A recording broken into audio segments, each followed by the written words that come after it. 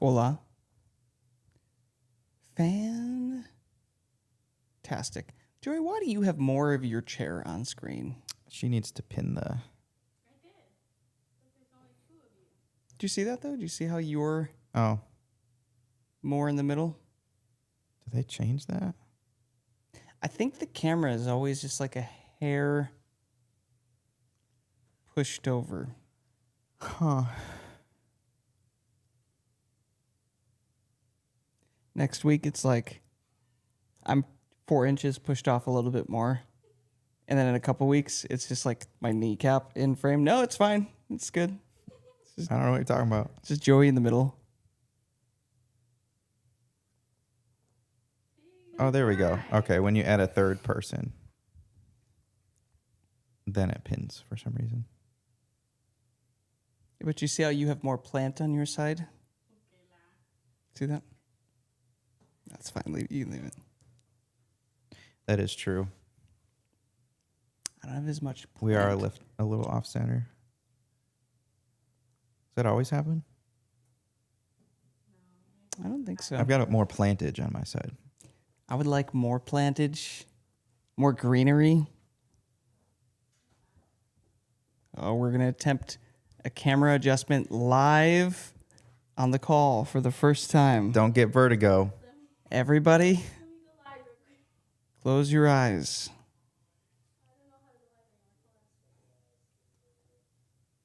Really? What does that mean? What does that mean? Is it like a superpower? Ah! What earthquake? Oh, too far. No, this is perfect. No, it's not. It's too far. Look at all the greenery. There. No. Just a hair more the other way. Nope. That is the opposite direction. This is Better right there. Don't move it. there we go. That's Do perfect. not touch the camera. Yes. Okay. Well done, Gio. That was a high pressure situation. She She recovered. nailed it. She recovered. Patrizia, welcome. Sylvia, welcome. How you guys doing? Quite well, thank you. Fire. Back to our normal arrangement. It actually feels good to get back to this setup. Yeah, from this point forward, no more guests. Alex tried to come tonight to be a guest, and we said, nope. No, You're outta here. His kid was sick or something. Yeah, sickly children. He'll probably come in next week or two, I bet. I wasn't sure Joey would be here or not. Yeah, I was going to say, Diana, if you go into labor, just drop it in the chat. But you can only use emojis, so Yeah. you can't actually use words. And we'll have to guess. Oh.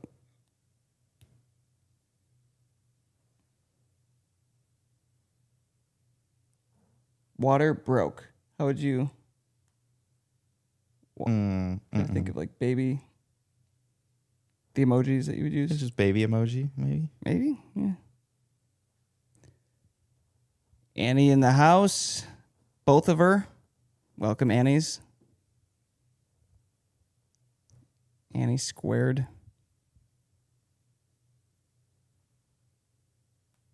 We almost need some like chill background music. A little Biblify music, like just kind of going. I could get down with that. If only we could find the masters. You don't have them? No, they're on Dropbox somewhere. They're definitely in Dropbox.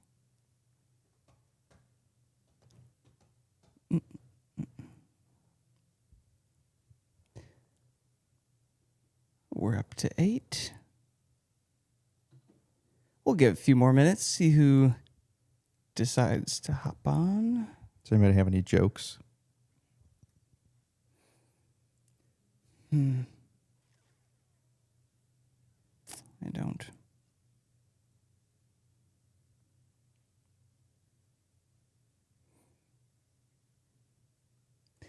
I know. Was she gone last week? Last 2 weeks? No, just the last 2 weeks, because it was Kagan and then Timmy. She's been busy with Trace in the house, about to drop a beat. Trace, it's good to see that you decided to jump in with the rest of us on time this week instead of getting booted by the the system. Yeah. Yeah. I can hear you.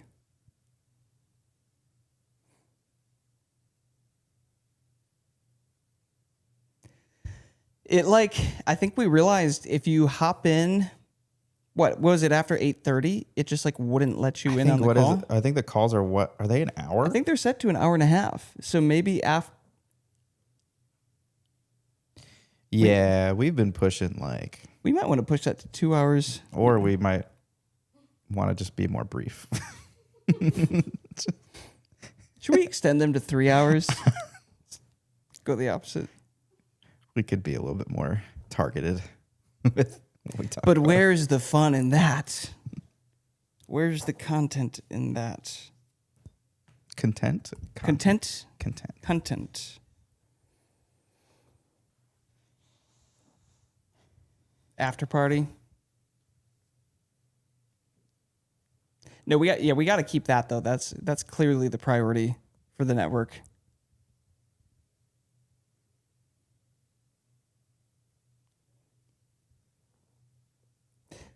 That's fair. So if somebody asks a question and it's like, if we don't think it's first hour, we say first hour or second hour. Is that a thing? Save it for the after party. Boo, second hour question. Oh, gosh. And he's jumping straight to the party. Well, Let's get rocking we can get rocking. and rolling.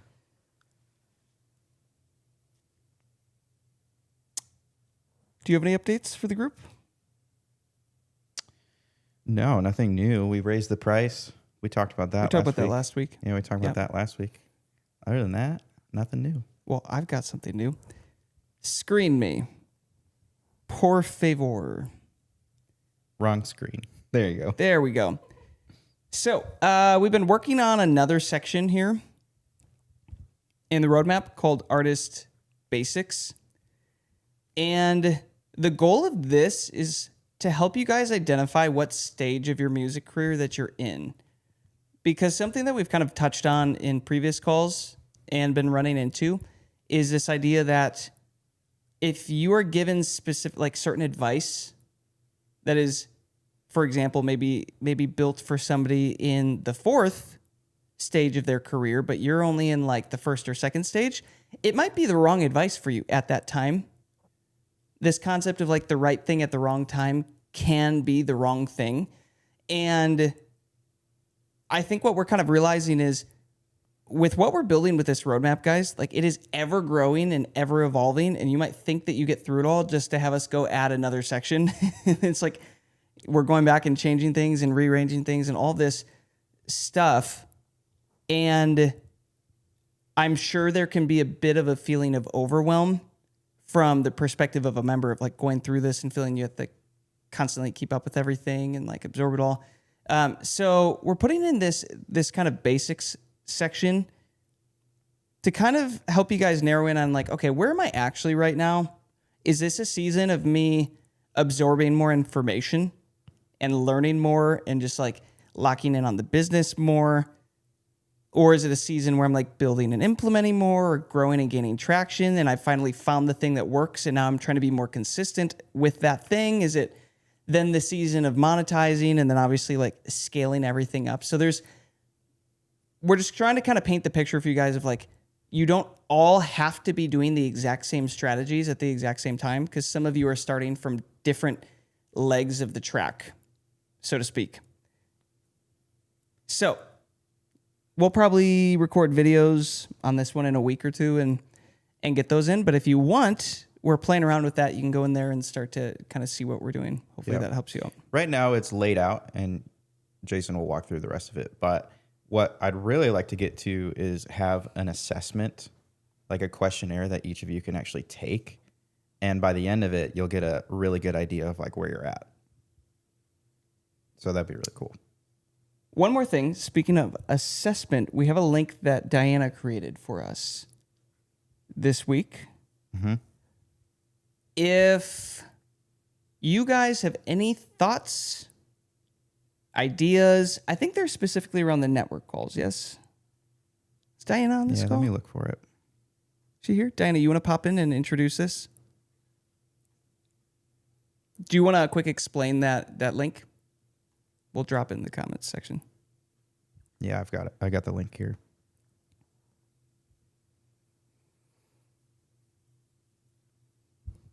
Yeah, if you want to talk about it a little bit while I get this pulled up on my computer, and then I'll drop it in.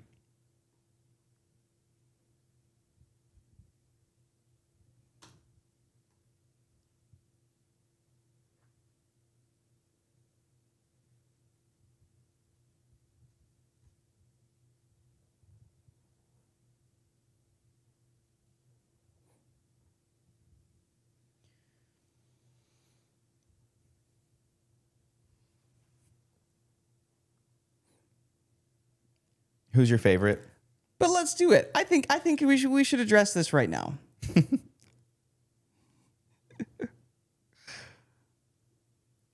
No, but that actually is going to help us out and give It's us a in little here? bit more direction on Sweet. how we take these calls forward. Yeah, it's So- just a Google Doc. So Google if you form. guys want to hop in after the call, put some thoughts in. If we're boring you too much during the call, you can pretend like you're listening and click the link and fill that out. Try to multitask it without getting caught.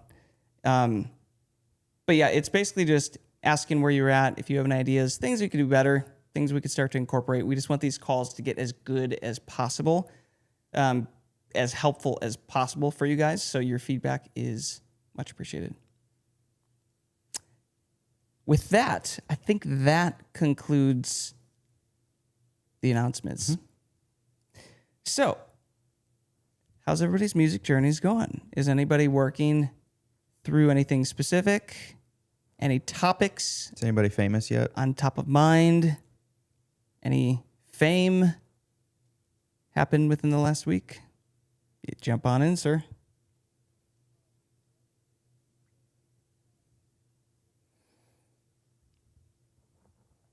As soon as you can.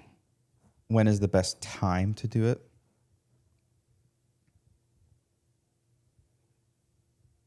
Oh.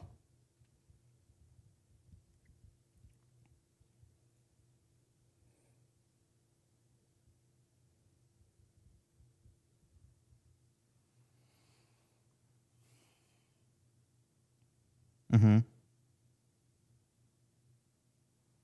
Yep. Correct. Yeah, and that's the beauty part about doing covers. It's kind of marketing for you guys. That's how we see it. Free promo, baby. It's marketing. It's a song that is already popular that people already love. And that's the weird thing about Christian music is like people are almost more fans of the songs themselves than they are of the artists. Oh, 100%. And that's why we dive into covers so much, especially in the worship space. Yeah. And it helps because your cover ends up kind of being a marketing push to where people become fans of you and the way that you performed the song. And it's just best to have something on your actual profile, like more music on your profile for people to find. Back in the tour managing day, when I was tour managing for Citizen Way, the amount of fans that would come up after the show and ask Ben if a song that wasn't his was his. I love your song. I can only imagine. And it was always done so innocently, like, "Oh my gosh, your song of this is my favorite," and he's like, "That's not mine." Or it's like, yeah, it's like this song of yours changed my life. Yep. It's called Reckless Love. It's called Reckless Love, and he's just like, he got to the point where he got so annoyed with it that he wouldn't like hold that. He would just be like, "That's not my song." Their face is like, "Oh, That happened to Mass Anthem too. I'm sure." And you just kind of like, if it's like too in depth, you kind of go with it. Be like, oh man, I'm Thanks. so glad that song changed your life. Yep.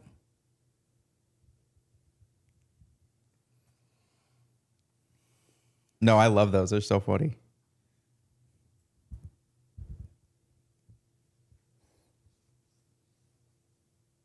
Yeah. Yep.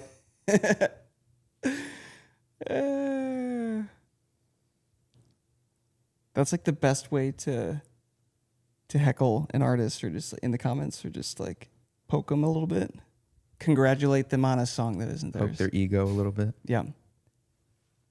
So to circle back to that, Aaron, to be honest, the best time is when you're ready to do it. Like any time, really. Like with Mass Anthem, we didn't intentionally like release worship originals and stuff ahead of time. Covers were the thing that we were excited about. They made the most sense. They were affordable. They were easier to arrange and create. And we just sent them. So you've already got original worship stuff out. Like, why not throw some covers out there? I think it's a great move. We Are there stupid questions? love stupid questions.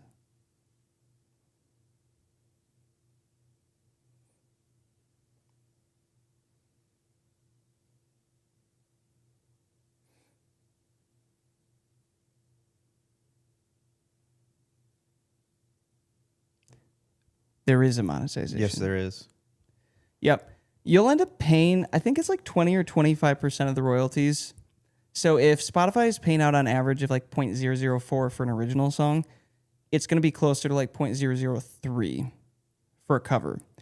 But after that, like, you pay the license, the royalty gets taken out automatically, you get 75%.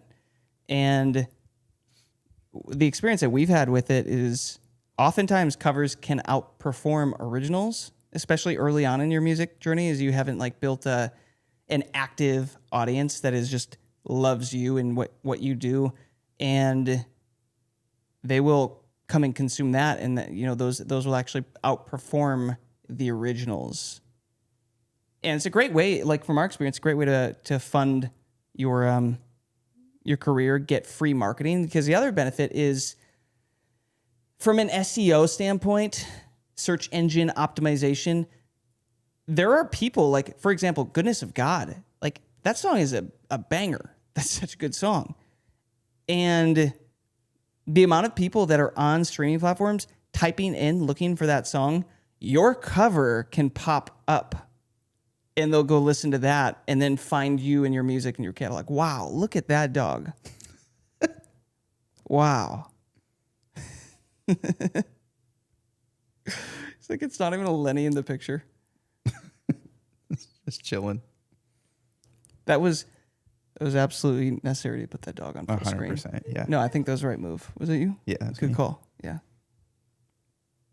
Does anybody else have an animal that they would like to showcase? Nope.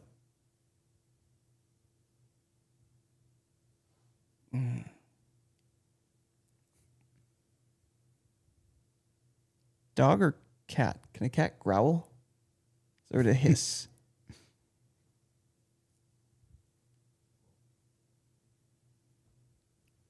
Friendly dog.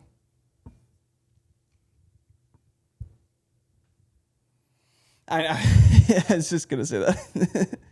Sylvia, how dare you bring second hour content into first hour? Anthem After Hours? Oh, okay, that was me. I'll take the credit. I'll take the credit. Anyways, Covers. To the covers, Trey. So yeah, you will make money from them. You just need to make sure that you pay the mechanical licensing fee. If you're using DistroKid, you can do it built in. If you're using a different platform, you can actually, like a different distributor, like Amuse or I think CD Baby, TuneCore, you can actually just go to Easy Song License, pay the one-time fee of $15, $20, whatever it is, get your proof of license. Say what? Yep. The only problem is it's recurring. They'll make you pay $12 a year forever. Yeah. For that. And they're making money off of that. Yeah, we think they're making money off of that because Easy Song, for example, you can pay a one-time fee. How much money were we paying DistroKid for covers until we switched? Yeah, It was like hundreds a year. hundreds and hundreds. It was getting to the point where like, are we getting close to $1,000 a year that we're paying in Yeah, it was bad. mechanical licensing fees? We're like, okay, there's got to be. And better. that was when we found out that you didn't have to pay yearly fees for cover songs. Yeah. Because the amount of we have hundreds of cover songs out across all of our brands, like many hundreds, probably over 300 or 400 at this point. Like it's crazy. So like do the math on that. You're talking $12 a year across all those. We're like, is that getting close to like $5,000 a year that we're paying in mechanical? So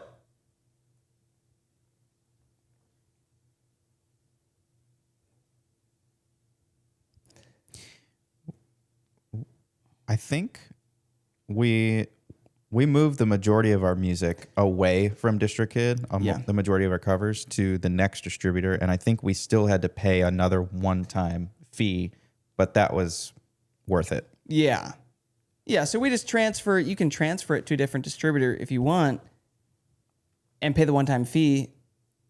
Or you can just say, okay, I'll keep this one here and going forward, I'll just use somebody else to do it. But again, especially in Christian music, guys, do not underestimate the power of covers. And some of these really big artists, they're covering as well. Like some of these worship hits are not theirs. Leland, Waymaker Worship, it's not their song. They just put out a version that everybody loved the most, and that one took off. That's a cover. CeCe Winans' latest hit, was that a cover? Because I know she didn't write it. Because That's her bread and butter, man. She'll take a already written song and do a CeCe Winans version. yeah, she's not gonna be CC'd. I have to wonder if she gets a cut on the publishing as part of her deal. Maybe. I don't know. I I have to wonder. her team might be able to negotiate something like that. Yeah, because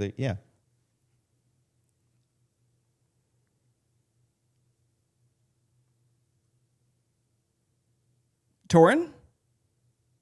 Oh, really? Which one?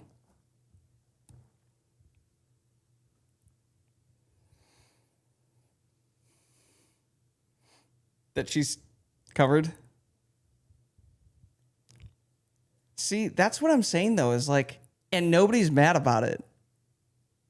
the publishers love it. The publishers are having a blast. The songwriters are having a blast. They get to make all of that. Yeah. Yeah. Yeah, everybody wants to get CC'd. So be the one CCing. Maybe that's the takeaway. Be the CC.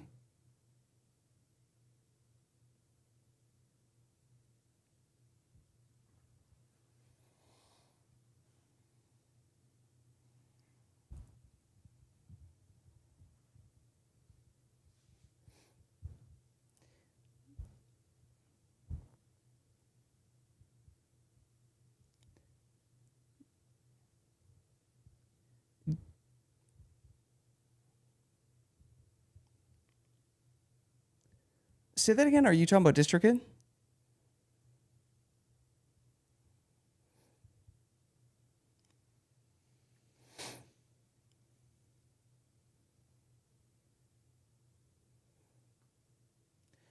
Yeah. Yeah. So they will literally, they have that baked into their process. You like can't get around it. They really like that model. What'd you say? Yeah. So, for example, if you did go with a TuneCore or a CD Baby or an Amuse or something like that, where they don't have the license baked in, then you go to Easy Song, pay the one-time fee, just select something like the minimum downloads. Like our distributor told us, like, oh, just go get the 25 downloads. List that. Do that. You know, you can usually get the license anywhere from like $15 to $23 one time. If you bulk upload, so if you do like a 10-song album, you'll get a discount. Or if you do like 20 songs at a time, you'll get a discount, as opposed to just one song at a time. But yeah, one fee, and you're good. That's what we do now. That's a good question. I might want to clip that and put that in the course somewhere. Clip that. Clip it. W's in the chat. W chat. Anybody else have any thoughts or questions around cover music?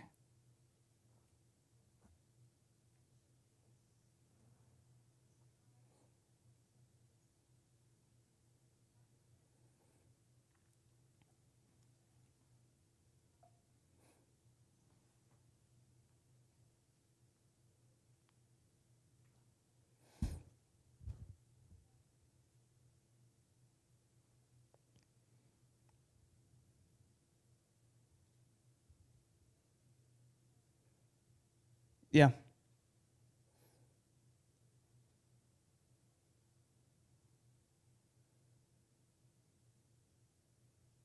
Oh, interesting. Oh, there's a couple ways. There's a couple nuggets in here. First thing. So I wish it could be a guarantee where it was like, if I do a cover of a big song, it will hit and it will work better every time. Not always the case. This is a great example. Like, there are covers that we have put out that aren't slam dunks. They're not grand slams. I'm just trying to use sports metaphor. Home runs. That's another one. Strikes. Touchdowns. They're not always going to like be hole-in-ones. Be a hole-in-one. Thank you. Thank you. Any others I missed? Still thinking. That being said, as a whole, on average, we've had a lot of success with these, with Mass Anthem, with Anthem Worship, with really all of our brands across the board. And you'll notice we don't typically just throw one cover either and just stop there. We'll throw a lot of covers at the algorithm. It's just par for the course. Golf. Another. Thank you, Joey. It's the name of the game.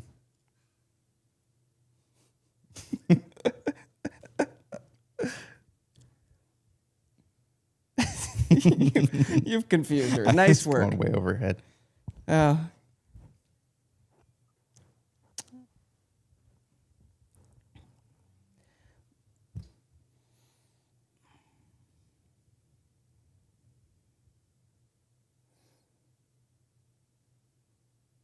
Thank you. That's funny.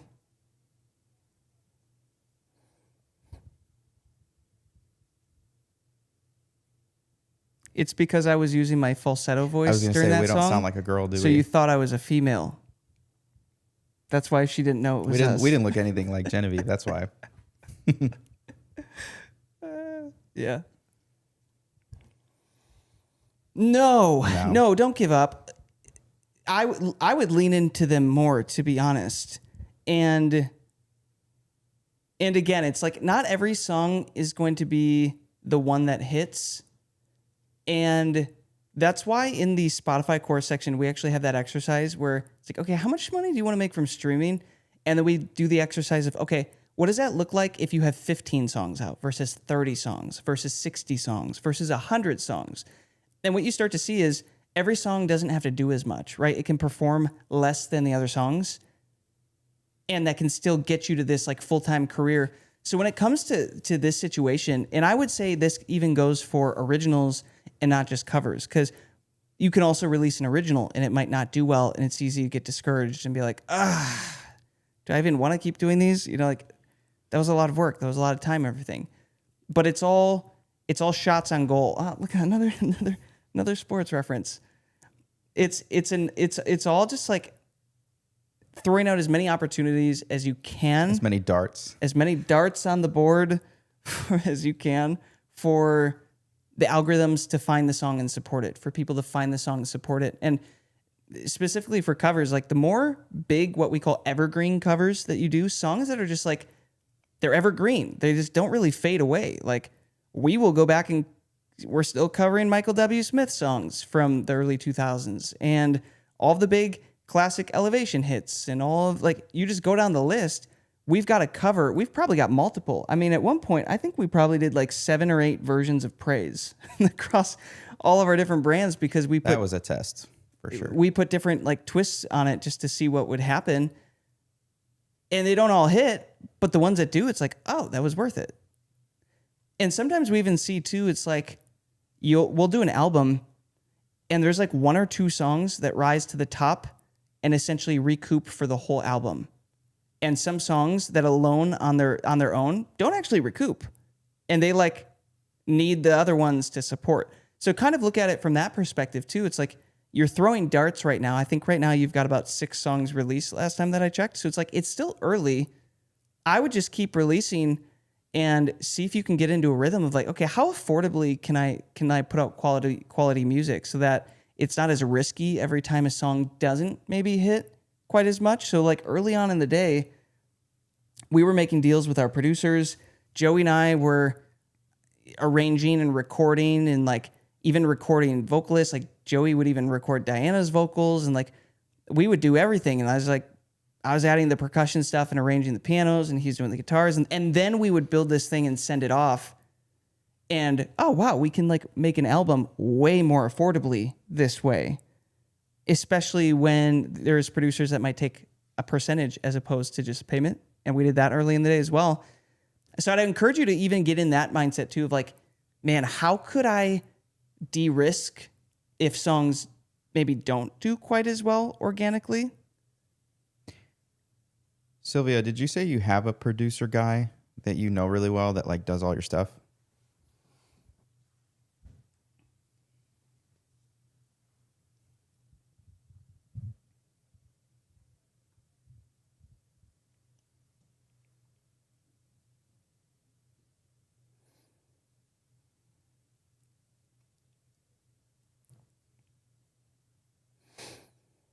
Perfect.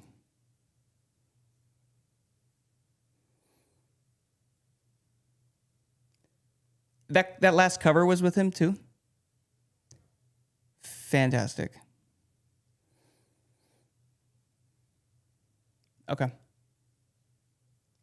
I would lean in heavy into that. Because if you that's can. rare. That type of opportunity is really rare. So if you guys could like figure out, I don't know if you like pay him or take percentages or whatever, but like that type of dynamic can get you guys a lot of songs out if you can figure out a process. Mm-hmm. Yeah. And then one more nugget in there that you mentioned. When we do covers, we always try to put fresh twists and perspectives on it. Almost like a 180 of the song. So if you've noticed like what we've done with, for example, the Genevieve Praise album with all of hers, a lot of those songs are actually big male-led full band worship songs that we intentionally took the opposite direction and went like soft, delicate female, more acoustic and like orchestral, slightly, string-based covers. See how it's like the complete opposite? Like if you go listen to Elevation's Praise and then go listen to our cover of Praise, they're opposites. But if you're a fan of Elevation, you love Praise, you're probably going to go love the other one. Same with everything that we're doing with the Lenny's album. Who happens to be on the call today. Welcome, Lenny. Welcome back. If you happen to listen to what we're doing with those songs, they are so unique from the originals. Like, I haven't heard anybody putting out a version of that song like that. And because of that, it's like there's room now for us to not really have to compete with anybody else's song. It's like if I'm trying to think of a good one. It's like if somebody really loves Holy Forever, they're going to choose to listen to Chris Tomlin's version if ours sounds exactly the same. It's like, do they need 2 of those? But if we put a really cool twist on it, it's like, oh, now I'll listen to both of them. Something to think about. So that's kind of the angle of utility. So back in the day, and I'm sure Aaron would probably resonate with this. Like this was probably in 2014. When did like Shane and Shane start like taking off with their like acoustic The cover? worship initiative? Yeah, it was like they were like taking off, I feel like, around that time. And part of the reason for that was they stripped it back and made it more acoustic, which was easier for more churches to go out and do those exact same songs. So the church that I was at, that I grew up at, my worship pastor found himself picking Shane and Shane versions for Sunday morning and tying it all that way. And we ended up using the tracks and made it more of an acoustic led stuff. And that they played that game. Like, go through their albums. So like this, they played this is that what game. I want to. This is what I want to show you guys. When we talk about Sylvia, about not every song will hit, and just like look at this catalog, guys. The majority of these are covers. We'll go all the way back. Like this. Look at that. This is insane. I'm just kidding. It was those albums. Yep. Okay, yeah. So these 10 songs. You know, these actually all seem to have Crushed. done pretty well for them. Next one. Okay. Oh, look at this. Like a few of these, I don't know if these are originals or what, but some rise to the top. Okay. Another one. Look at this. This is where you really start to see it. How He Loves Us, absolute grand slam. Some of these other ones, I don't know if those are originals or not. Or It's just like a victory lap. you see what I mean? It's like one so far right here. We call this one a big one too, but like 2 out of the 10 ripped. Same with this album again. 3 out of the 10 here really hit. Slam dunk. I have no response for your sports metaphor. And then that one, Alley Oop, the next album. Alley-oop, yes. Major assist. So this is what we kind of want to show you. Like, these guys just decided to start unloading covers, and if they would have stopped because they're like, the first 10 like didn't do as well as I had hoped, like, Worship Initiative probably won't be where it is. And have you noticed now that once the brand gets more established, they start leaning heavier into originals? Have you noticed that? Their top song right now is an original. Dude, I haven't talked to him in a while, but what's his name? The artist that actually sings Abide. Yeah, Aaron Williams. We talked with him a while ago That dude while he was in our marketing funnel for a while. Yeah, well, he was blowing, right as Abide was coming out. But look at that. So it's like now that original is actually the top. So yes, they have Goodness of God and How He Loves and all these covers in here. But again, they're playing the same game that Anthem Worship and like Mass Anthem that we've been doing as well. It's like we're going to build an audience around music that they already love. The hard work's already been done. You've written a hit song. Now we're going to put a fresh twist, fresh perspective on the thing, build an audience of fans, and then slowly start moving to originals. And now that they're fans of our covers, they'll probably give us the time of day to consider our originals, right? So one of the biggest fears, typically, a lot of the artists that we talk with is like, well, I don't want to be known as a cover artist. I have a fear of being a cover artist. But when you think of like a CeCe Winans, you think of a cover artist. Most people probably don't. At this point, it's like you're a cover artist until you're not. It's kind of what you just decide to be. The second you flip that switch, you're not a cover artist anymore. Any thoughts? At that point, who cares? She's an icon. Yeah, and she gets to do music full time. So it's like, who cares? Is the goal to have them all necessarily be originals and like known for it? Maybe that is a goal. Or is the goal like, man, I want to do music full time and I want to be able to fund and grow my career and my originals and like build an audience as easily as possible? Well, if that's the case, man, covers are a good way to go. Any thoughts?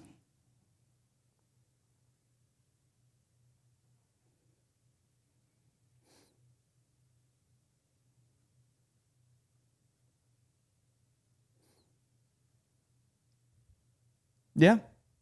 Okay. I think, Sylvia, I really think you could crush the cover lane with your brand and like kind of where everything is headed. I do really think you could own that lane. And even that like content strategy similar to what we're doing with Eleni right now and what we've done with Genevieve. Like I could genuinely see you doing very well with that. And then, then slowly introducing some originals as you go. And kind of slowly steering the ship in that direction. Sylvia, what do you think is holding you back at this point as far as output of songs per year?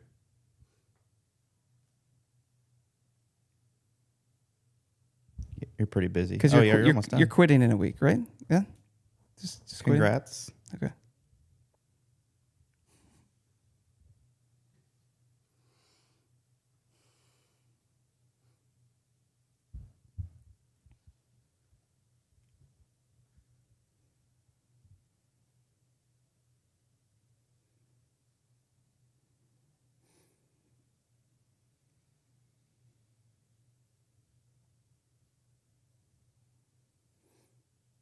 Oh, sweet. Wow. Awesome. Every now and then we do give some good advice. Sweet. Maybe. Normally Joey's just bombing over here, but man, he's actually giving out some good advice. Sweet. Okay. Anybody else have any thoughts on this topic of cover music? The strategy built around that? If not, you are welcome to interject with any other questions or thoughts or topics.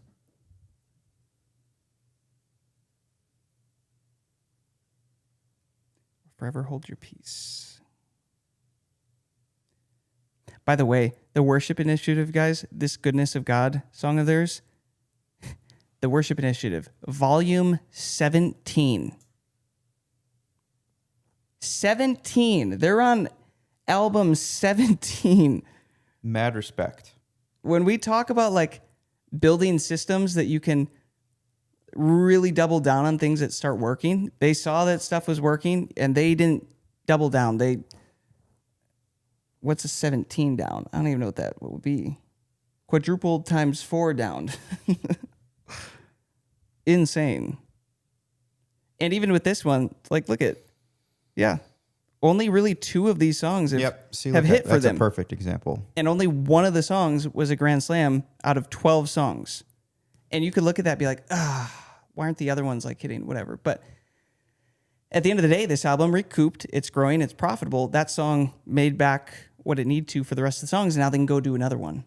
So yeah, it's just getting. And that's what we're trying to say. Like if you can get enough volume, like say an album, try to get 10 songs if you can, and then measure them against each other. Measure their performance, because 2 will stick out probably. Yeah.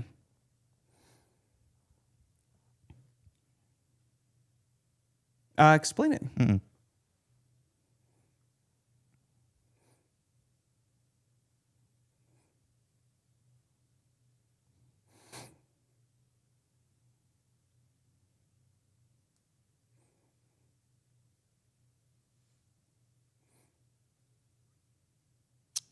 I like that. We should start doing that.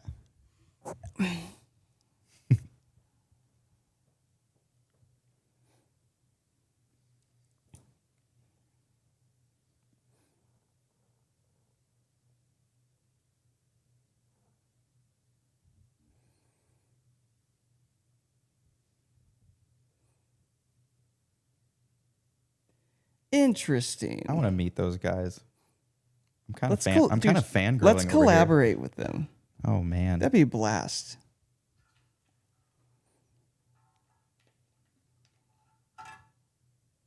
Mm-hmm. That's really interesting.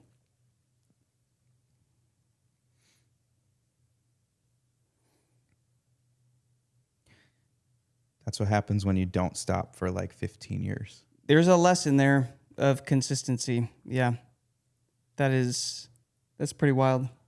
They've just done the same thing over and over and over and over. Yep. I could see us flirting with an idea like that too eventually with the network. What? As it really starts to grow. I don't know, like teaching everybody how to produce stuff. And then it's like when you can produce and when you can learn how to produce stuff, it's like it's so much easier, guys, to like get opportunities. For some perspective, the artists that we work with, typically, we're looking for artists that can self-produce. There's a reason why, like, even with Eleni's album, like why we're doing 18 songs together. Because she already had the demos created. It was so easy to see the vision and be like, wow, you already like, Eleni, draw me close. You want to explain the production on that one? Because that's a great example here. Unless you're doing your taxes right now. Are you doing your taxes, Eleni? Praise.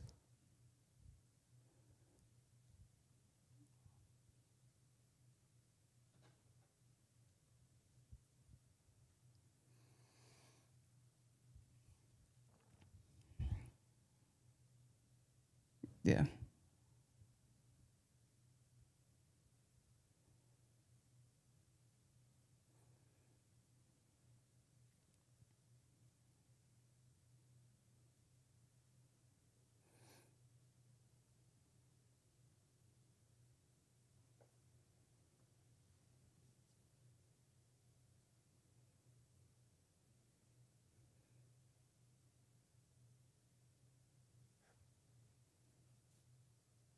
Because is it the original? Did you keep the original one take? Yeah.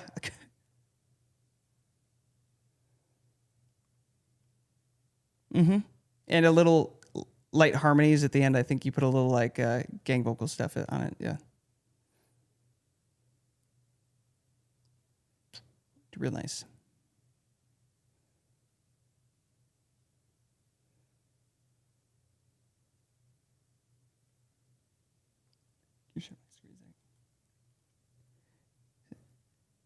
So if you guys want an example, like go to Lenny's Spotify and listen to it because it's her top performing song. Like it's performing probably like 3 to 4 times better than the rest of the songs thus far. And this is another great example of like, they're all songs that slap. I personally think they should all be performing like that. But for some reason, there's always a handful of songs that rise to the top. It's like, why did that thing work? Okay, maybe I should do more of that. Or maybe I should, whatever. Like I struck some magic. But the beautiful thing about this song is this was the least expensive song on the album, guys. We didn't even bring in another producer because Lenny took it from 0 to 100. I just came in and said, hey, let's add a little bit more chorus at the end. that was it.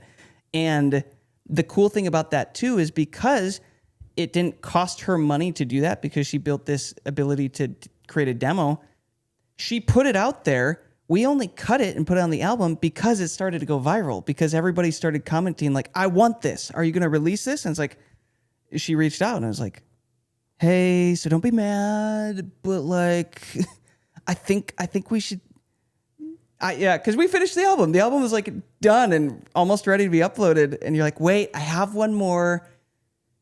And it was so easy for us to be like, oh, duh, yes, number one, let's just not even touch it. Let's keep it as it is. And like, let's not do anything to the song other than like what the demo is. Cause it works in a very simple way. And it's affordable and it was easy. And we streamlined it and put it out. And look at that. It's like, that's probably going to be one of the biggest songs for a long time for her.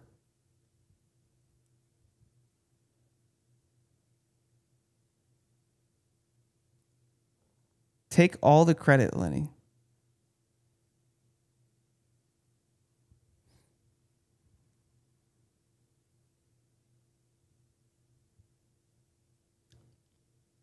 I used to drive a Subaru, the 2006 blue Subaru. What is it? What does that mean, Lenny? It was a sporty version. Is that a compliment? Okay. It was a sporty one, if that makes a difference. A hatchback?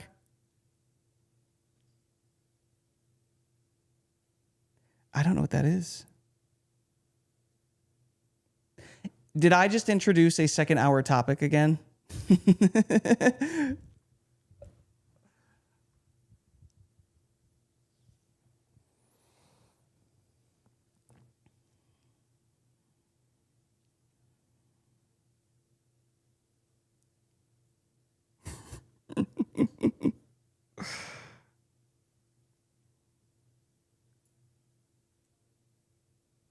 Did you?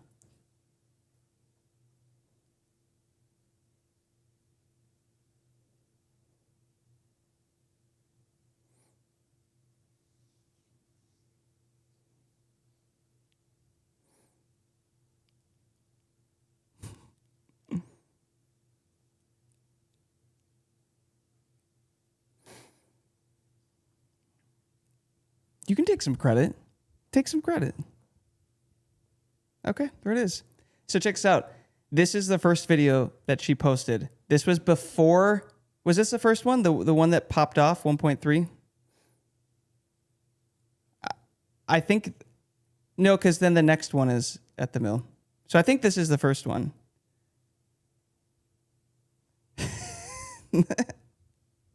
This is your cooking video, I think. Yeah. This one is like she just made content, guys. The plan wasn't even to put it on the album. She put it out, and the song popped off, and 7,000 people are asking for the song.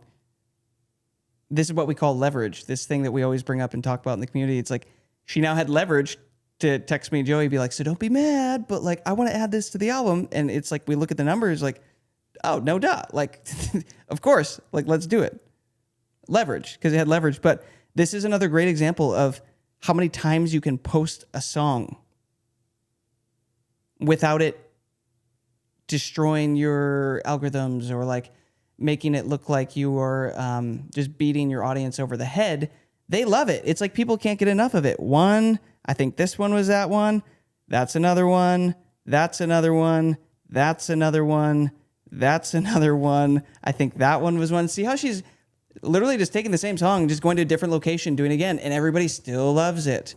Like the amount of millions of views that have come from this song over and over, and some do small, some do 25, some do 50, some do 1 million. What was the example? Who's that artist? Lenny, I think I talked about you with this. About this with you in the curriculum, where there was an artist who posted his song on TikTok like over 100 times. Was it Alex Warren? Like over 100 times before the thing ever got traction and popped off and became like the absolute hit that it was today. And if he had just given up after 70 times or 50 times or 30 times, dude's career wouldn't be where it is today because he got that one hit. So if you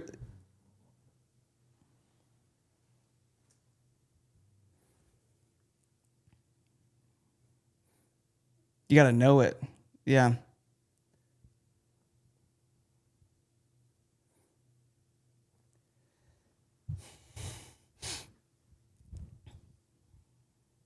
Mm-hmm. Yeah.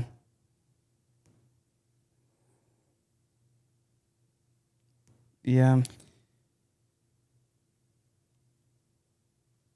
Any thoughts? I think you have to be unapologetic for who you are. And if people unfollow you, they were never meant to be your fans to begin with.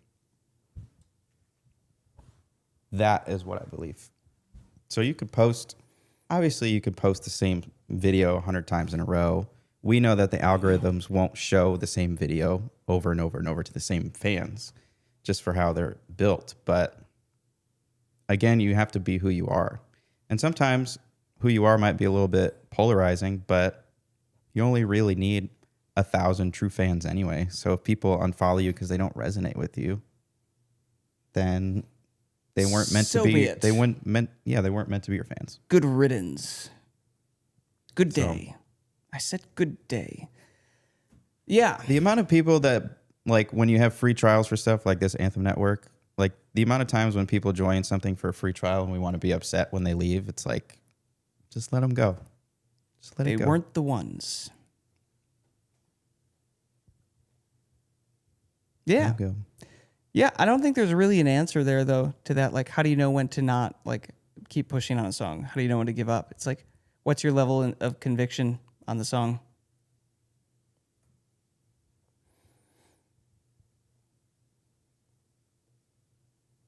How do you know when to take the horse behind the shed? Is that what you're saying? No. Just kill it. Is that the is that the saying? You take the yeah. Anyways.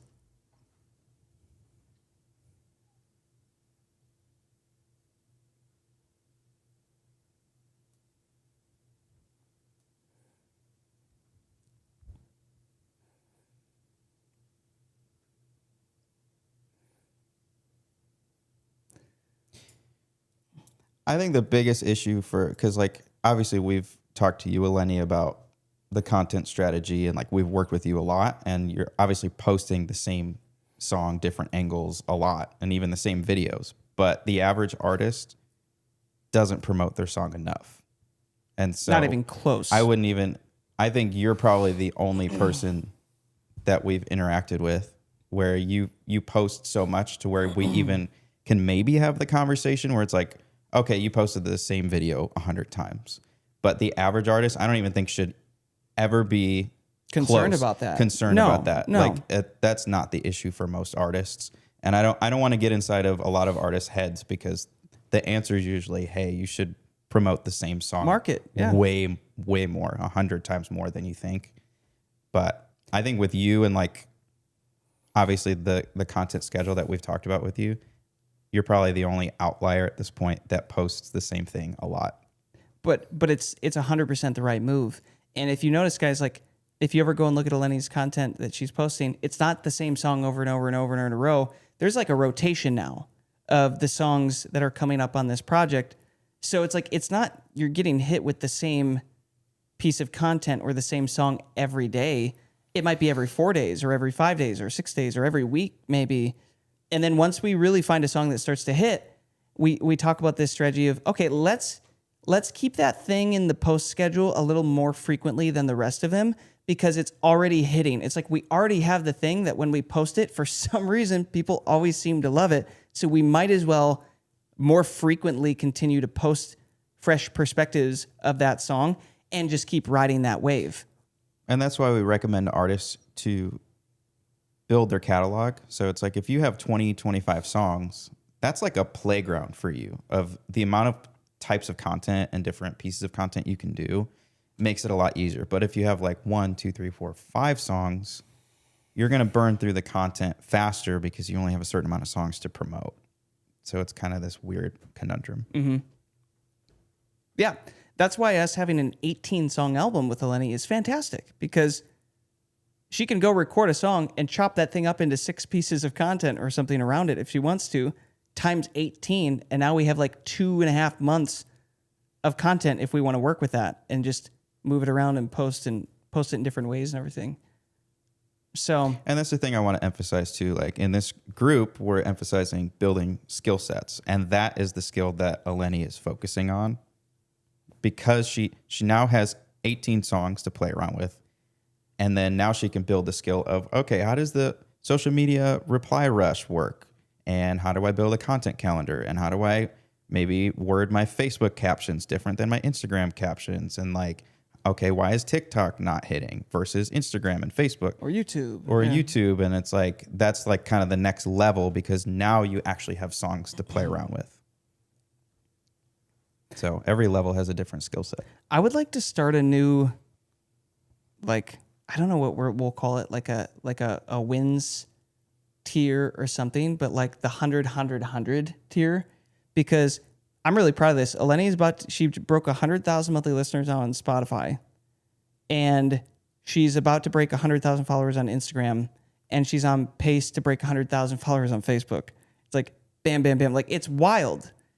And I don't know, like Eleni, about you, but like, did you anticipate any of this happening around this project? Because we knew it had a little bit of traction already, like had some interest on Instagram with the project or on the demos that you originally sent us.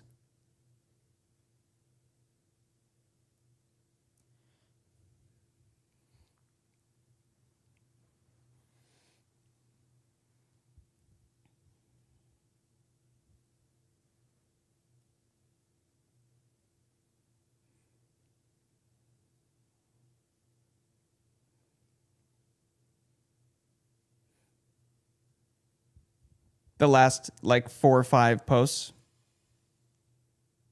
Yep.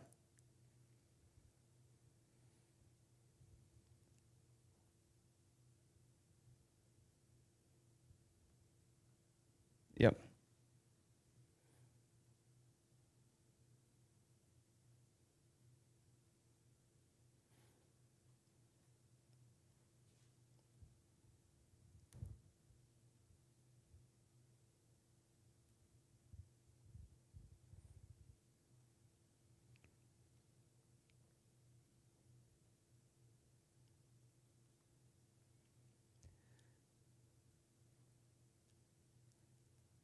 Yep.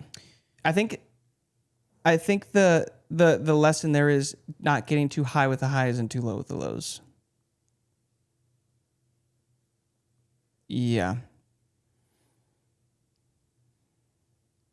Yeah. Yeah.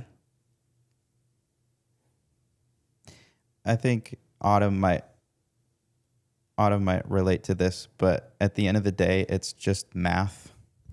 It's like if I release this many songs, I post this many times, you'll start to see patterns.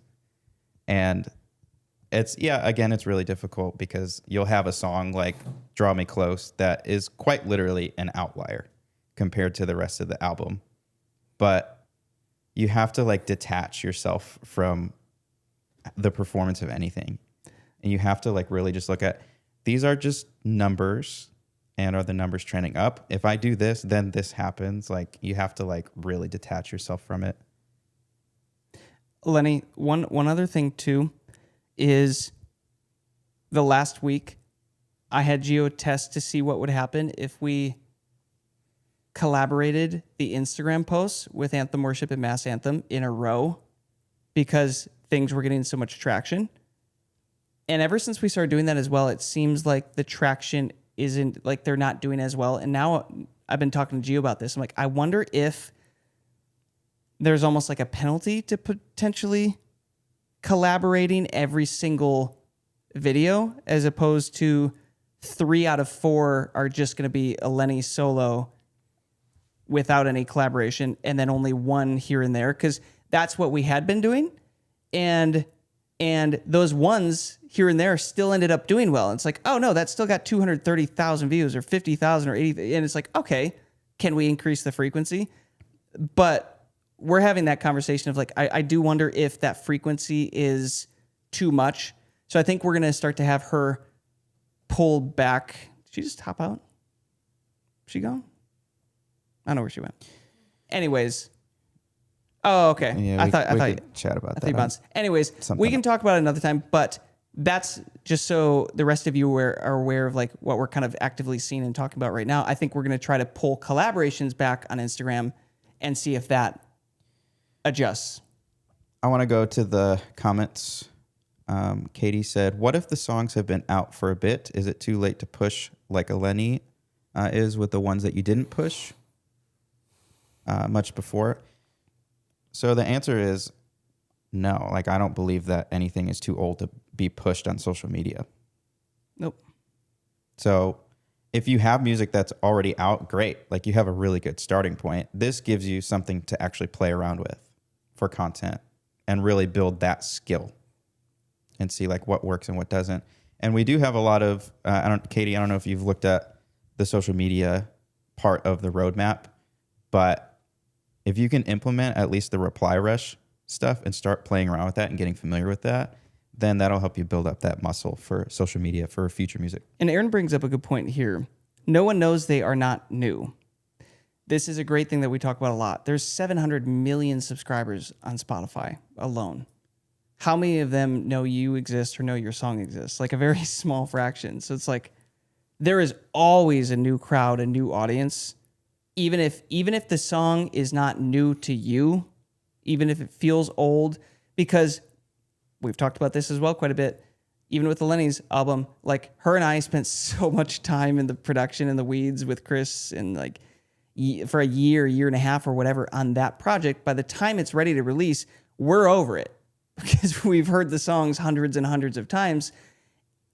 And then I forget like, oh wait, this is completely brand new. That feeling that I had the first time that I listened to these, I was like, oh my goodness, this is brilliant. This is genius. This is going to be huge. It's like that feeling is still what other people are going to feel the first time they hear it. They're not going to be like, I've heard this already. So I would encourage you to try to get in that perspective too when it comes to marketing, even if it's Instagram, even if it's Spotify, whatever the platform is, there's millions and millions and millions of users and listeners and people out there.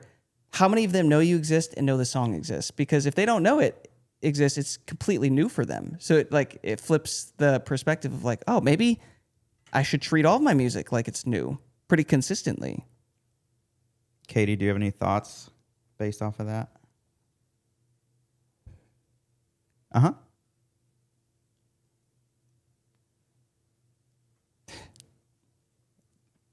When are you officially out?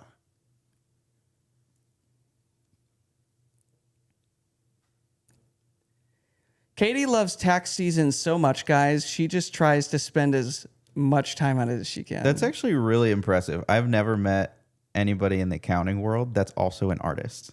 Yeah. So you must.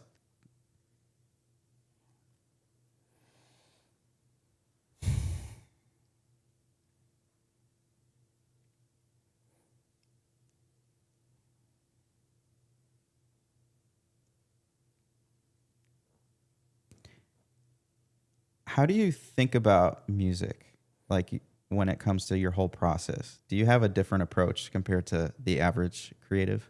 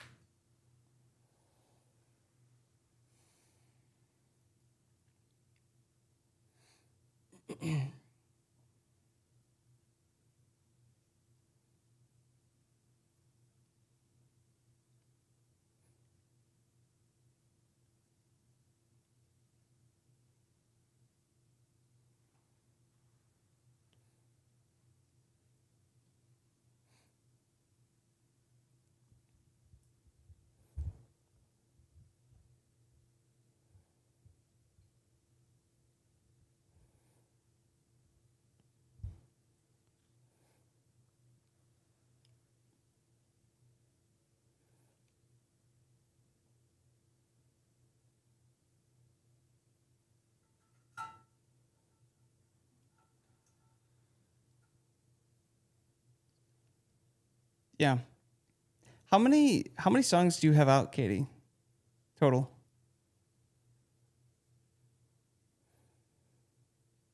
14? Would you ever be open to the idea of like taking a day a month to go and record through every single one of those and chopping them up into content and then posting them all? So like you get into the habit of every day I'm going to post one of these and line them up. So this is what we're doing for Lenny. And every time we're out of content, she goes back through the album, re-records content with different outfits in a different location. Same exact thing, chop it up. Now you have content for the next 2 or 3 months. So now you don't have to think of like, oh, I have to stop, find the perfect place, make the content, do the editing. It's like, no, you do all that in one swoop, get that done, and now you're good. Now you just have to focus on posting and captions and traffic. Go ahead. I'll let you respond to that.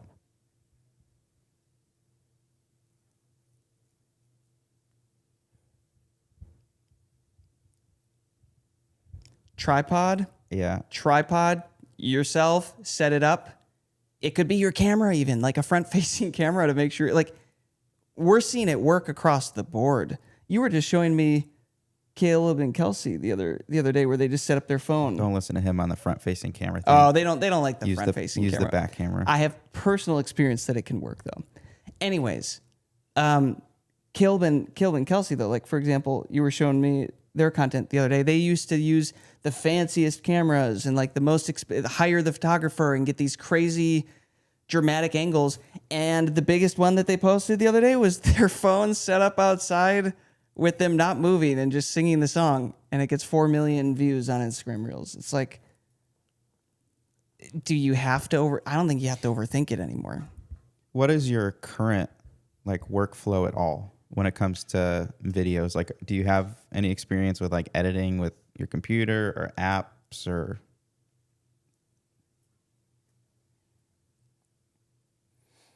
Awesome. Uh-huh.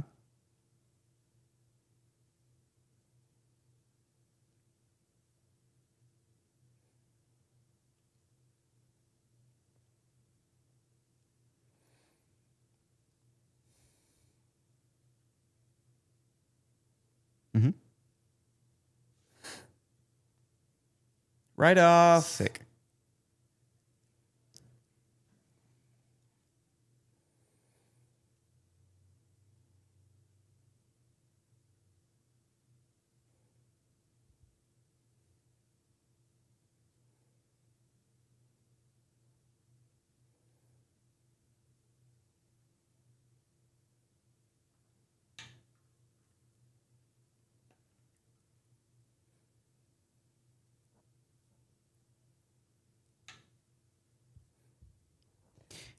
Yeah. Have you ever done what's called a hero session? I actually learned this. I think this is from the fitness space, but I got it from A hero session? Yeah, I think a hero session is like you work on one thing for like several hours at one time, and you just crank it out until you get it done. And that's what we do. You've pretty much just described our whole. We've done this career. the last 2 weeks. Every Tuesday we recorded network courses for like 6 hours straight.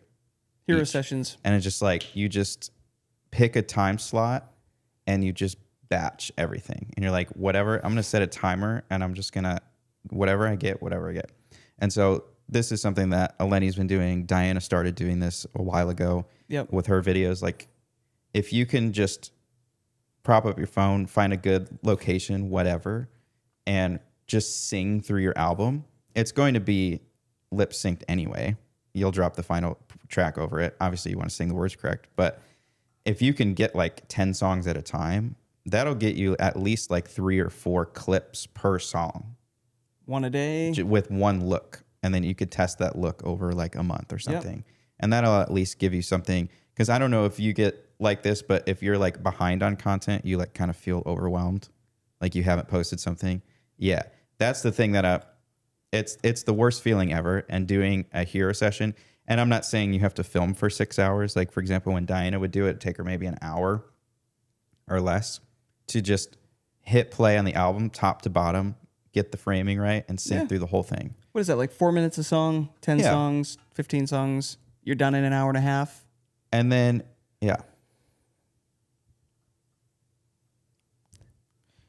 Yeah, she would do like change jackets or whatever. slightly different angle maybe at the same place. Or you could say, hey, here's 2 or 3 spots that are really close together that I'm going to go shoot at. And I'm going to do the first 5 here, and then the 5 here, and then 5 here. You know, like you could split it up if you wanted to. But just kind of planning ahead. Here's all the outfits. I'm just going to bring my whole closet along. In the moment, I'm just going to like wear what I want. And then what you do is you'll have 10 songs worth of shorts. So then once you edit all the clips, you can shuffle the deck on the content calendar. So you're not posting the same song every day. You can coast for like 30 days straight on one album, and then maybe find a different look. Let's say you have like week 1, you do a hero session and you get all your clips. You're technically good for the whole month worth of content. But let's say during that same month, you find another location or another whatever, and you do another angle of the same music. And now you're stacking content. And then you'll basically never run out of content with that strategy. And obviously, like, for example, like Eleni's stuff, what we've done with her, it's her singing videos are like the foundational layer, for which I recommend for like all artists. Like, it's always going to be about your music at the end of the day, your content. But then you start to think about, okay, what are all the other things in my life or whatever that could be unique to my brand, that's unique to your personality or your hobbies or whatever interests. So are you up for a challenge?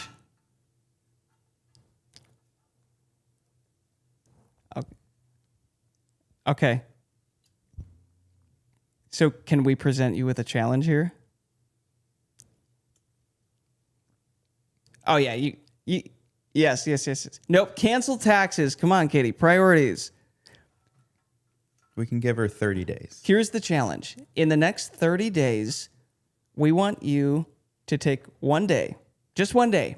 Don't have to overcomplicate or overdo it. Go to a location, use this exact strategy to record through every single one of your songs, all 15. And then cut those things up and see if you can commit to posting one of those every day, and see how it makes you feel knowing that you have accomplished, like, that might be a month and a half or 2 months of content for daily posts. If each, you might take the verse 1 and then chorus and the verse 2 and then the chorus 2 and then the bridge or outro. It's like you might get 4 or 5 pieces of content out of every song. So if you do that for 15 songs, do the math on that. It's like if I post one of those every day, I might be good for 2 months, 2.5 months, maybe 3 months. And see if you can do that. See how that makes you feel. See if that clears up a little creative energy for you, of like not having to worry about not feeling like you're doing enough or not staying up on social media like you want to. And then at the end of that time period or through it as you're doing it, go look to see if there is a pattern. One of the things works a little bit better. Man, for some reason, that Bears jacket always seems to work. You know, that's what Diana has had happen on TikTok. It's like she puts on a Bears jacket, the video does really well. She takes it off, the video doesn't do as well. She puts it back on, it does well. It's like, okay, the Bears jacket is a thing. Or that song, or that part of the song. It might be 4 out of the 5 parts of a song don't do anything, and then you post verse 2, and for some reason, verse 2 is what resonates with everybody. And you're like, oh, now I know exactly what to focus on, verse 2. And it's the same thing like with the Lenny's album. The only reason we know to start focusing on Draw Me Close and like is because we've posted through everything and like we're looking at the patterns of like, oh, this one just keeps working. Let's double down on this. And that's the thing that makes you unique with your skill set. You might get darn good at this. You might be a wizard of this. Paying attention to detail and figuring Yeah. out the patterns of like what's working She's going to make a spreadsheet. and really You know getting she's gonna like make a spreadsheet. systematic with it. And that's what it takes. Yeah. Always asking questions about like, why did this perform better than the other one? Or why didn't it perform?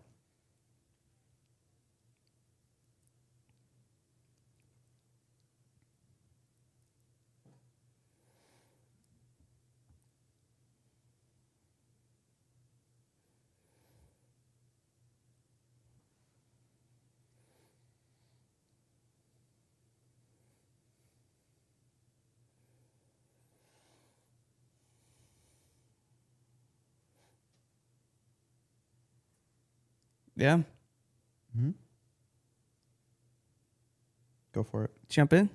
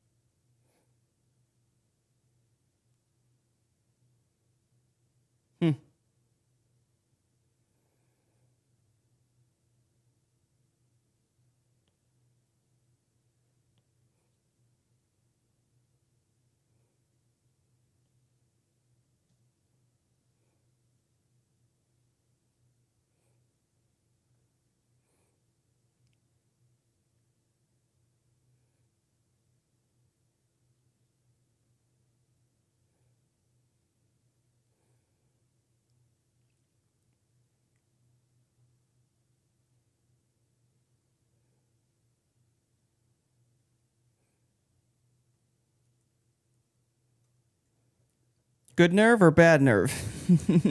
Good nerve.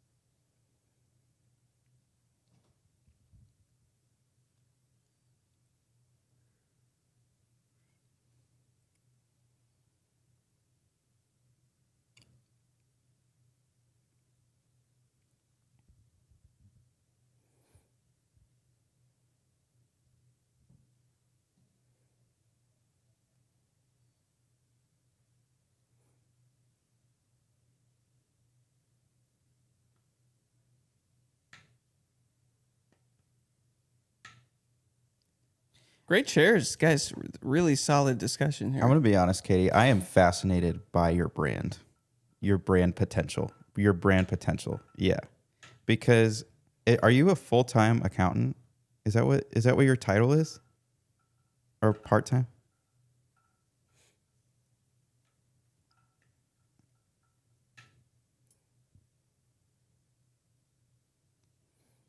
So you're basically doing all the work of an accountant, though. Yeah. Or Okay. all the There it all is. the dirty work. Yeah. I'm so fascinated by it because I don't know any artist that has that job Brain. situation or brain or like whatever. I'm thinking of just like all of the unique like content ways that you could like put a spin on that. Working in the office. Yeah, like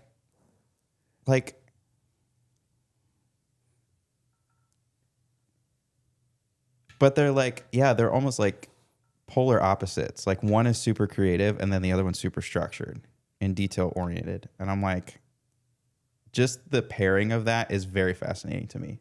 Like there's got to be something there. I'm also fascinated because fascinated by the potential because you hold both skill sets where, for example, like Joey is very systematized with his life. So like with his guitar group, he makes content so frequently and has everything set up where it's like he shows up, does the thing, equals this amount of output, plays the game, like, and he's really good at kind of detaching from the expectation of like, oh, this has to do well. It's like, oh, it's a numbers game. Check, do the task, show up every day. I do wonder if that part could be easy for you, having that side of your brain where it's like, I am used to this. I've already built this muscle of show up, do this step, keep the books, like all that. Could you translate that muscle into this strategy of like, nope, once a month, I show up, I make more content, check off the box, make the content, upload strategy.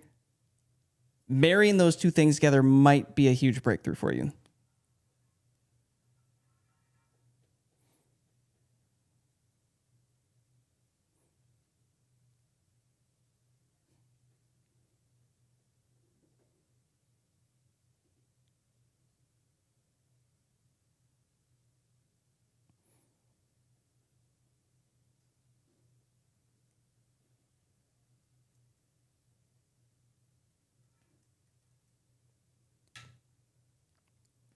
I just want to give a shout out to Annie quick. Systematize means to arrange, organize, or reduce things into a structured, efficient, or codified system. It is a word. Thank you very much.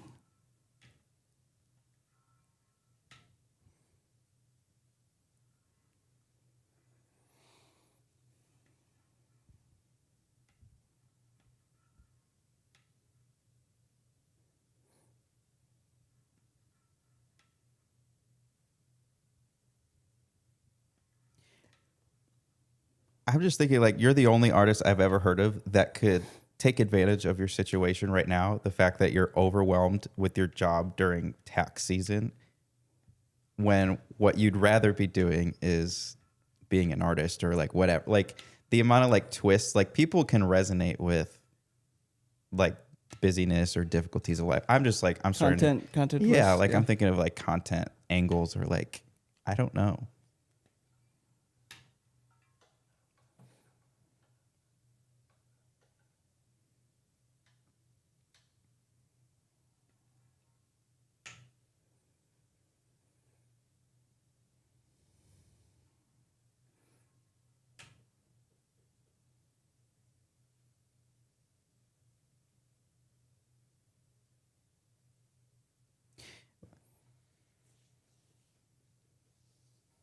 Yeah.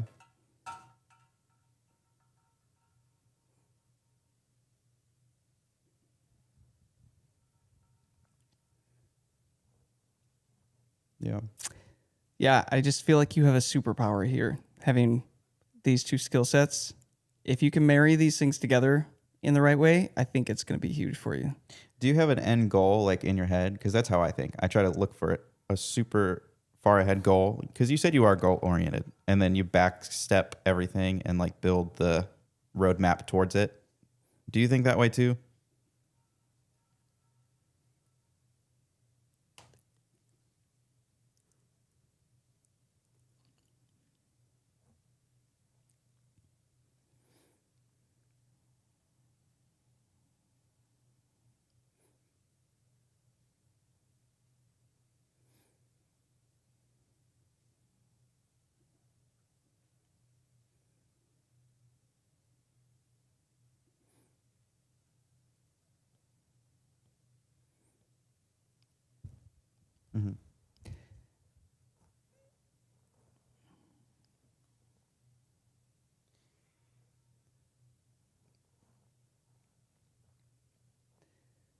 This sounds like a good season to perhaps double down on the content side of things. If production is slowed and you've already got a back catalog that we've already agreed is new music to 99% of the world, might be worth seeing this as an opportunity and doubling down on the content side.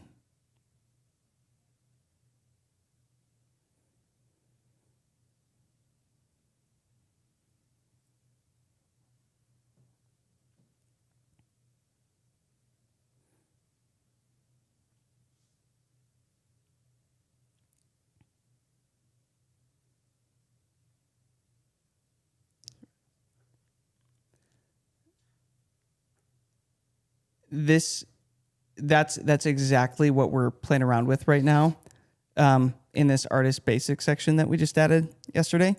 This whole concept of, again, what stage are you currently in, and almost like going through the roadmap, first viewing it from one stage and then recognizing when you're ready to start to shift to the next stage, and then going back through and now viewing it from the next stage. Like maybe the first one is learning and information absorption and understanding.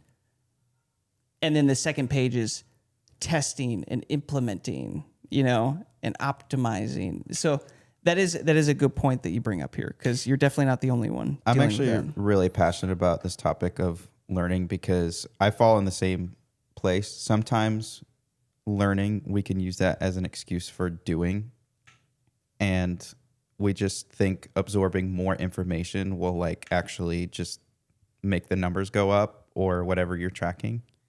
But you have to also ask yourself, okay, when is it time to like pause what I'm learning and then implement what I just learned and then push the learning ahead? It's like taking it in bite-sized steps, because obviously this roadmap, it's huge. Like I don't recommend go watch all the videos at once and then over the next 2 months and then come back to the beginning and then try to implement.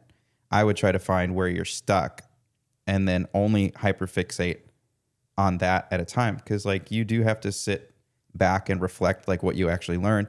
And one of the best ways that I think of learning is it's behavior change. So if your behavior doesn't change, you haven't learned anything. That's good.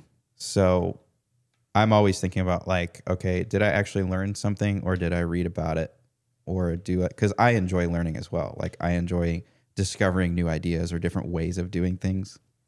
And so that's the thing. Like it's easy to get addicted to that feeling.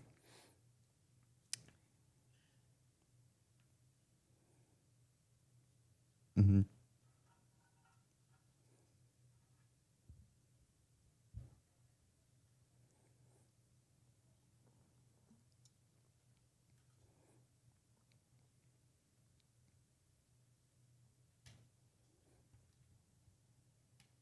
Mm-hmm.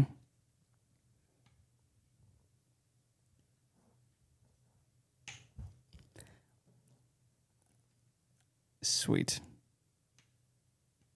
And I believe you can stick to it because you have accountant skills, even though you don't have the title.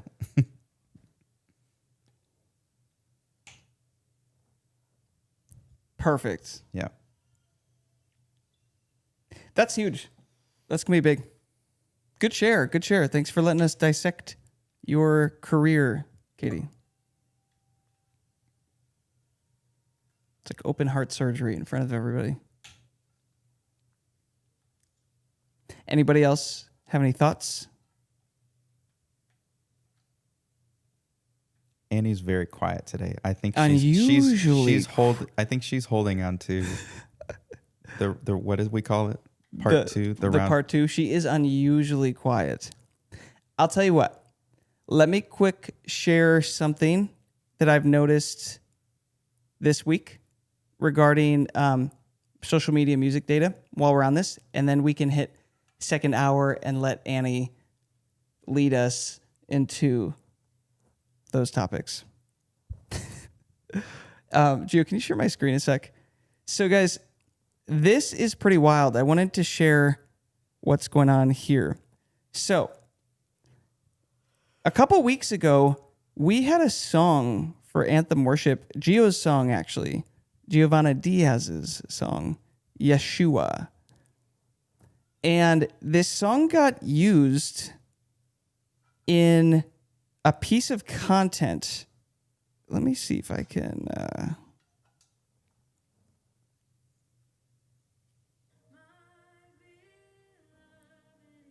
I don't know if this Is that Portuguese? Among thousands and thousands, yes, you are.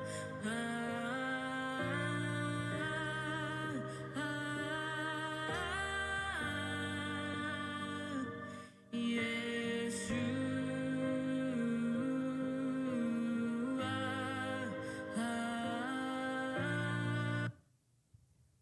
That's an abrupt ending.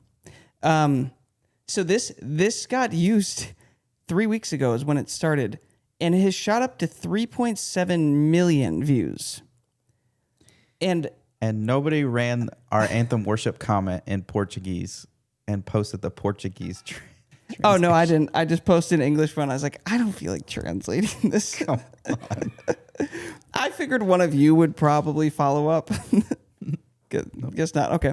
But anyways, I was going through our YouTube backend analytics, and all of a sudden I see this, and I'm like, what on earth just happened? Because those numbers are like quadrupled. And so I was searching around everything, but interesting to see that thing taking off, and the correlation is that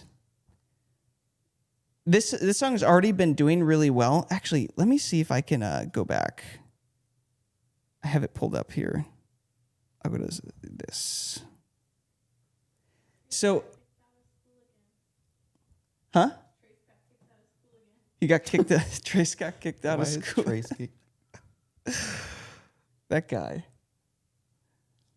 So here's what's interesting, guys. When that song started to get used was right mid-March. You can definitely see an uptick here of the song performance. It's almost started to like double. And I do, like, looking at that trajectory, I do almost wonder if the Spotify algorithm is starting to even pay more attention to social media than it has previously. Seeing that, just at the same time, like, the playlists have definitely gone up for this song as well. This was in the 4,000s before this, maybe high 3,000s, low 4,000s, and now it's over 5,000. So it does seem like, man, when you really get something to hit with social media. It doesn't shock me because if it didn't blow up on YouTube streaming, it blows up on Spotify next in Latin American countries because of the popularity. A lot of them use freemium. So YouTube or Spotify. So that makes sense. But pretty cool. Just wanted to share that.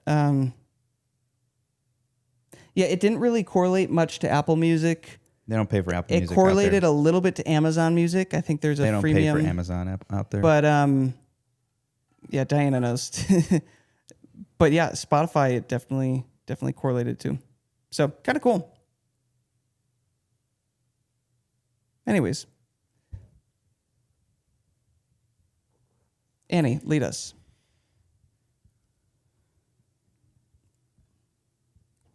Yes. Giovanna Diaz. Look her up on streaming, everybody.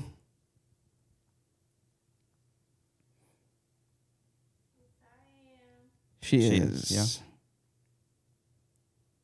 No, she doesn't like social We media. keep her back there behind the cameras. Here, I'll share the link. Actually, no, I won't. Can't do it on here. I'll find it on here. Anyways. Okay.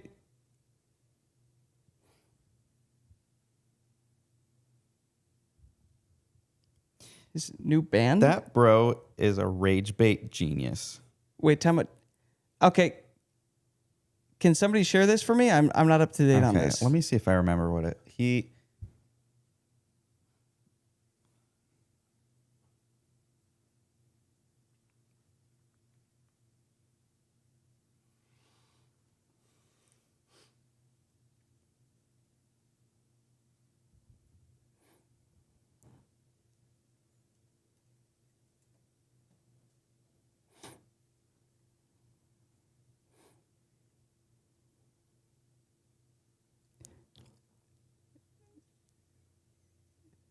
Party Wave? Is it Party Wave? This sounds like it sounds like a Punch Parade vibe. Party Wave? That's wait, what is this? What is the point of this? What is this?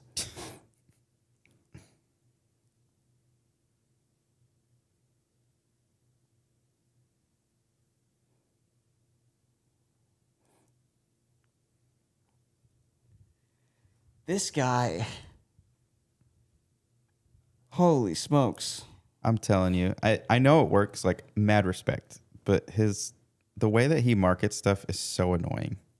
I cannot, like, he does like, he's done it like 5 times at this point. He does like More than that. like the sympathy marketing where it's like, this thing happened to me, that my artist thing got taken down, or who is it? Corey Asbury's making fun of me, and like, or like he does that to like rage bait people, and then it blows up on social media. Yeah. And then he either works with the artist to do something, or he just uses it for another push. And then he's like, I'm gonna give, what is it? He's giving fans $10,000 or something. Whoever could name the next band name. But like, I'm like, this dude just knows how to stink and market. It's, dude. But it's also a masterclass of like how it works so well, but I'm just like, nah. did he only pick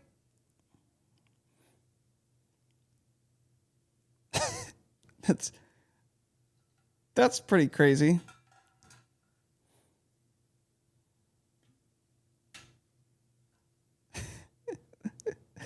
You know what's funny though? Does his new band duo partner look a lot like him? did he choose look at this. They're like from a distance you'd be like, there's two forests. It's like a branding move. I'll tell you what, love him or hate him, the dude knows how to market. You got to be careful what you say, Annie. He's going to make an example out of you on social media. He pulls Annie to address out of everybody. Yeah. I respect it. I do. I respect the game. hustle. The dude I will never, ever take that angle for anything. But I realize, I know it works. It works. Yeah, that's wild. I'm curious to see what he's going to do with that brand.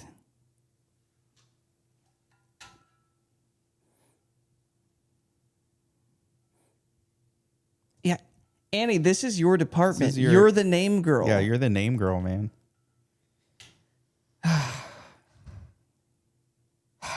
Too much pressure.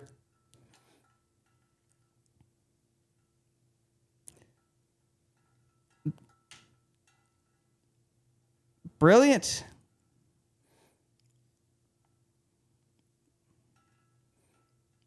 Oh, they're hilarious. Their social media presence is hilarious. Locked in. Yeah.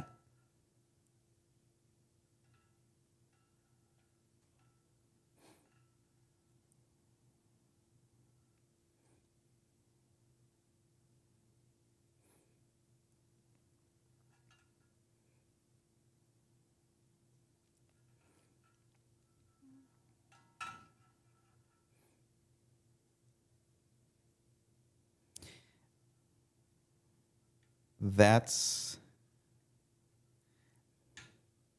Yep. That's why he's on the radio.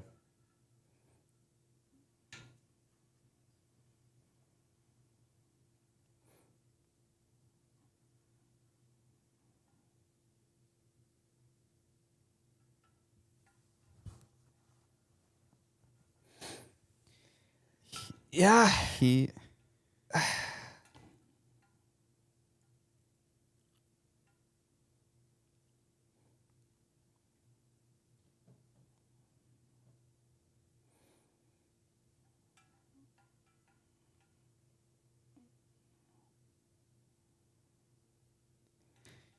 he is Christian radio's Band-Aid right now. Band-Aid. A Band-Aid. He's Break that down. breathing fresh life into Christian radio because the kids are listening to it because the mom's probably playing it for the He's kids. bringing on the radio. next generation. He's into, bringing like, he's bringing the Christian next radio. generation. Yeah. I don't know if Autumn has any hot takes, but she has a lot. She's watching what she's saying. I respect that.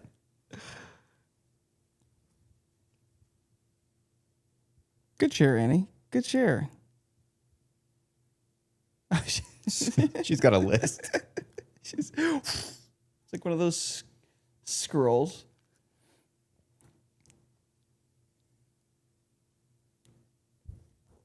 Take a guess. I'll give you 3 guesses. See if you can see what it looks like I would drive. He's really eco-friendly. He loves trees.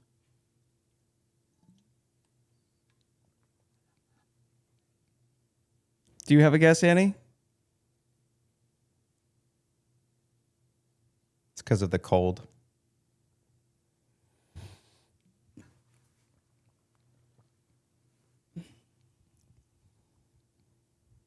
You're gonna lock that in?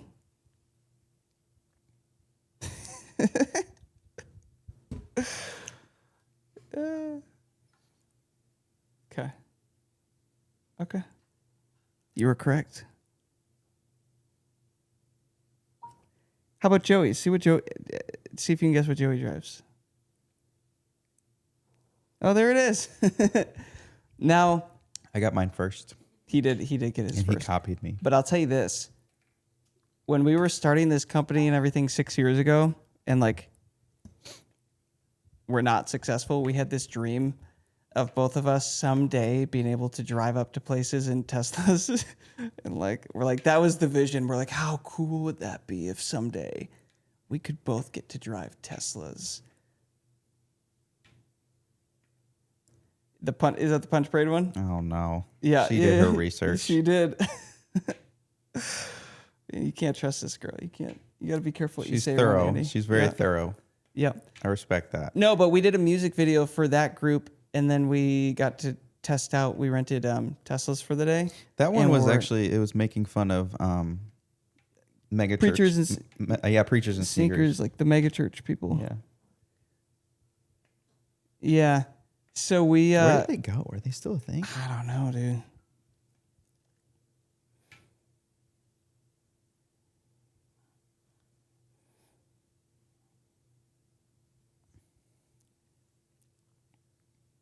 Okay.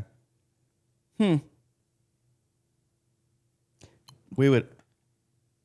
Yeah. Yeah. The pastors rallied to get him to stop. They silenced him. Oh, you think? Quit I exposing bet you our they shoe did. collections. Maybe. I bet you they were like, we're going to sue you. Paid him off. Maybe.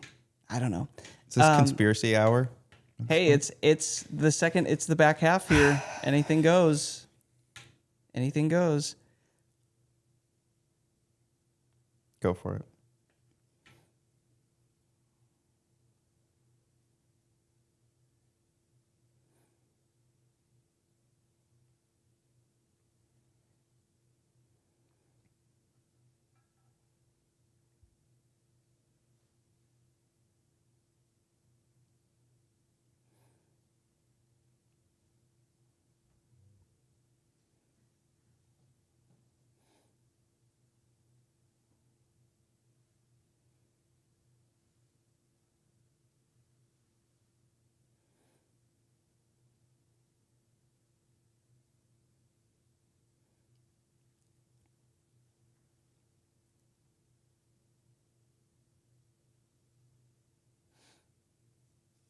Mm-hmm.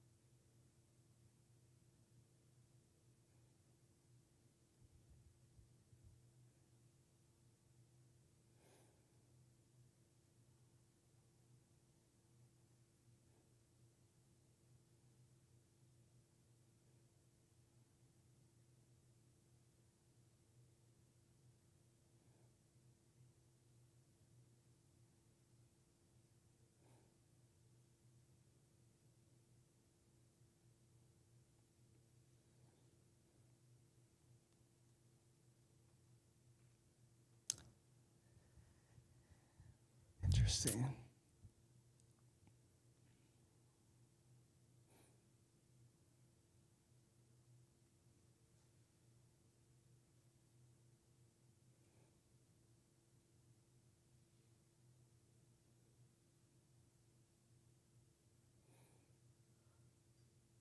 Hmm.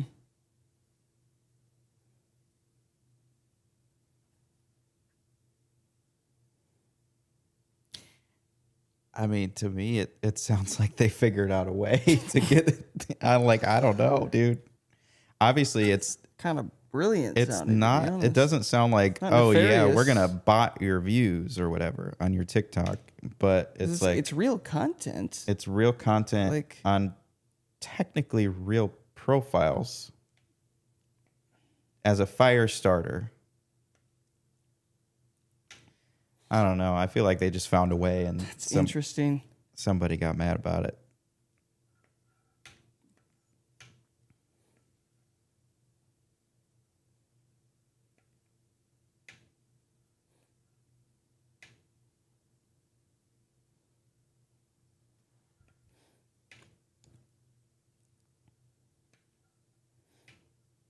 Mm-hmm.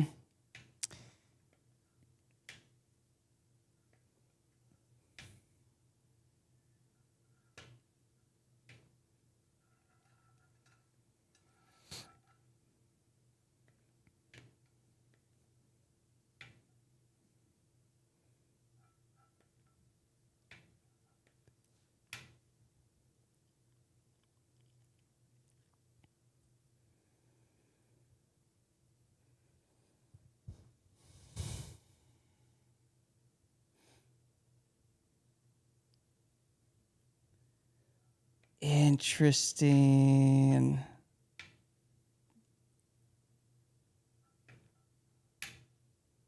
Interesting. You said who's doing that? SNL's doing that, or the labels? No, like the labels. Yeah. Gotcha. Which again, it sounds like they just have a really good understanding of human psychology.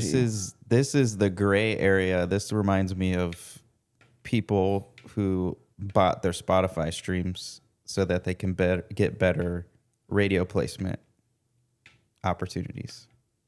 Just less sketchy because it's like Less sketchy because you can't. You definitely should not be. It's not bots, so it's. I would say it's in the better part of the gray area than botting. But that's a lot of work. What do they have, like a team of people that they just pay to run these accounts? They have to.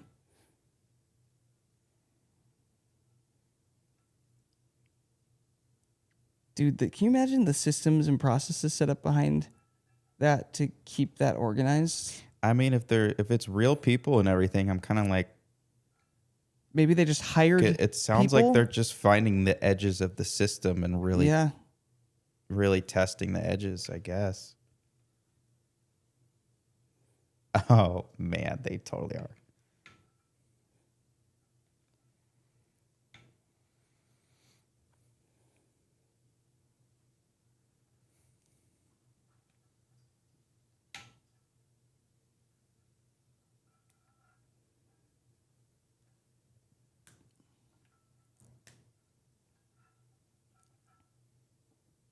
Yep. So Annie, you think politicians are doing this to promote their music careers as well?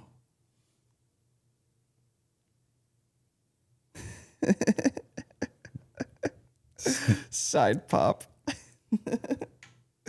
That's funny. Did we get everything on your list? Yeah, Annie, did we check everything off? She has an agenda. No, did we hit them all, or did you come with more?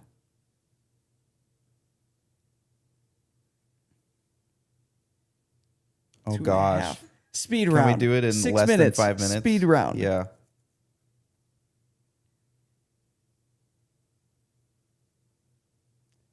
Interesting. We'll check Mass Anthem.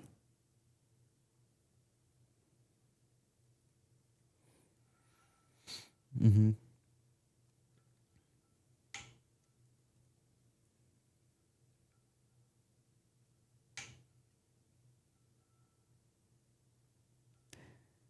Singapore. I was gonna say the Philippines or something. Yep. Singapore and Quezon City in Philippines, and then Jakarta, Indonesia. They love their cover music out there. And then Australia, and then Dallas, U.S.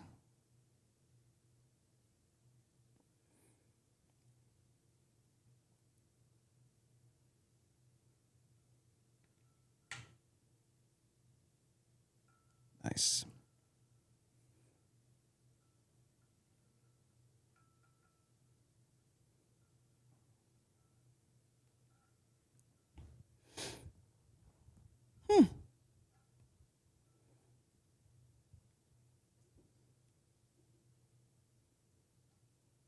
Diana, Guatemala City. That makes sense. Yeah, she's Mexican. Yep. Close enough. Geo, that's probably yours too. Yeah.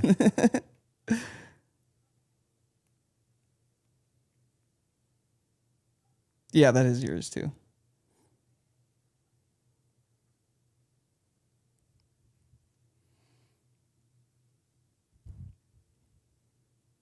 Yep.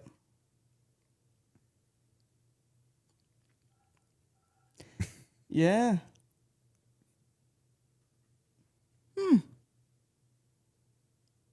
So now you could take this information, guys, and when you start growing playlists, you could make sure you're only running them to that country if you wanted to.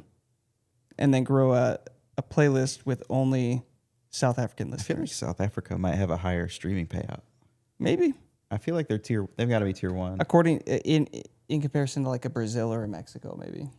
Or like a Philippines, Indonesia. Yeah. Yeah. Yeah, maybe. Good question. Okay, keep them rolling, Annie. Keep them coming.